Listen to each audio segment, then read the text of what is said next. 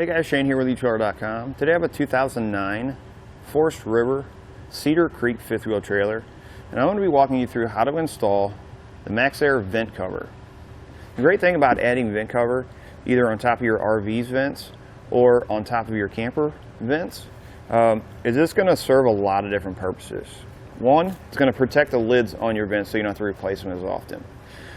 Two, it's going to allow you to travel with your vents open, which you normally wouldn't be able to do.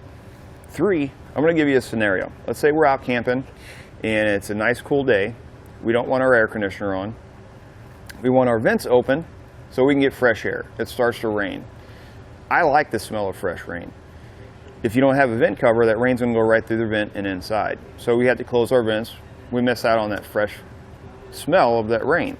With a vent cover, you can now leave your vents open and not have to worry about water getting inside when it's raining. These are going to be constructed of a durable plastic housing. They're going to hold up in all weather conditions.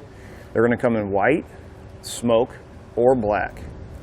If you're looking for a low-profile vent cover that's economical, the MaxxAir vent cover, I think, in my opinion, is the way to go. Keep in mind, just because it says MaxxAir doesn't mean it has to be put on a MaxxAir vent. On this trailer here, we actually have these installed on Dometic vents.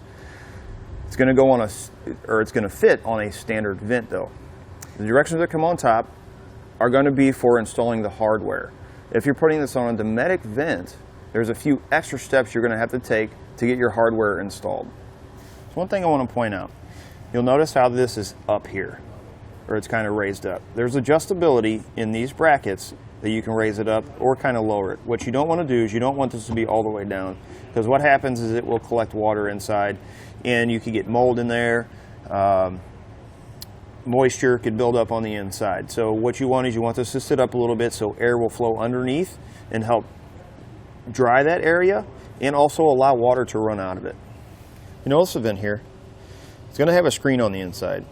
This is going to help keep bugs from getting inside, and also, say we're camping in a place with a lot of trees, it's going to help keep any leaves, sticks, or anything like that from also getting inside, maybe causing damage to your fan. In my opinion, I really like the MaxxAir vent cover. I like the low profile design. When you compare it to the other ones, there's another one. It is a Dometic vent cover. It's going to sit a little bit higher.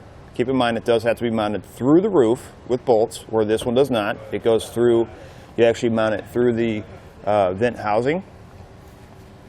Neither one of the vent covers are going to allow you to open your lid all the way.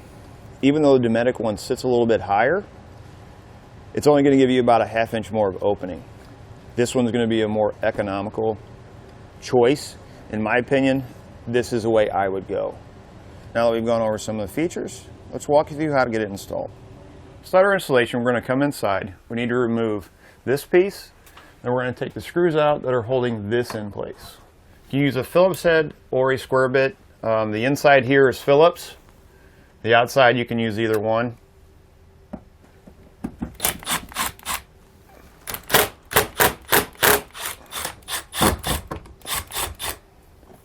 What we're going to do is we're going to pull this down. We're just going to let it hang. Now what we need to do is go up top, and then we'll remove our fan and just kind of set it off to the side. Up here on top, we'll take a Phillips screwdriver. We're going to have a screw here, two back here. We'll pop these clips off. This will help give us a little bit more room with our wires.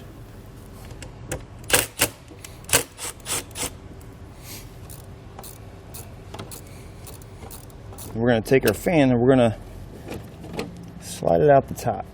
Be careful so you don't break it. It will come out.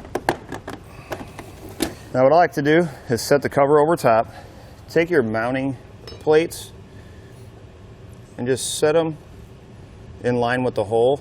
What I'm going to do is I'm going to use the two front holes or two very back holes, so that if we need to,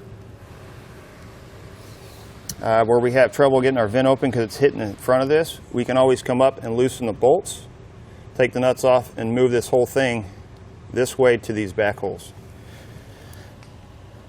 Once you got them lined up, then we'll drill a hole into our frame. Once you get your 4 bolts off, your 2 clips, and take your fan. We're we're just going to rotate it off to the side just like that. And we're going to take a 3/16 drill bit. We're going to line it up where our bracket is. We're going to drill a hole into the side of this lip here. Make sure you go down far enough to where your washer is not going to hit this on the inside.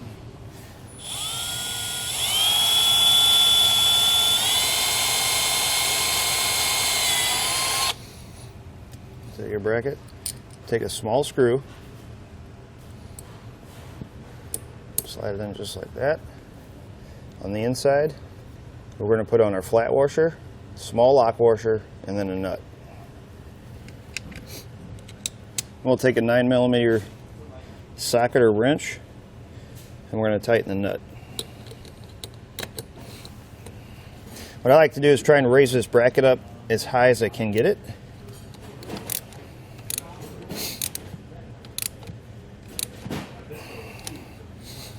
And then you're going to repeat that same process for the 3 remaining brackets. Reinstall your fan into your vent housing, just in reverse order from the way you took it out. They're going to have some small little carriage bolts like this. We're going to slide them right into these slots. Put one in each one of the brackets. Once you do that, you're going to take your lid or your cover. You're going to put it on. You want to make sure that this angle is facing towards the direction of travel. You're going to put on a star washer and then a nut. Once you got them all in place, take an 11mm socket. We're going to tighten them down.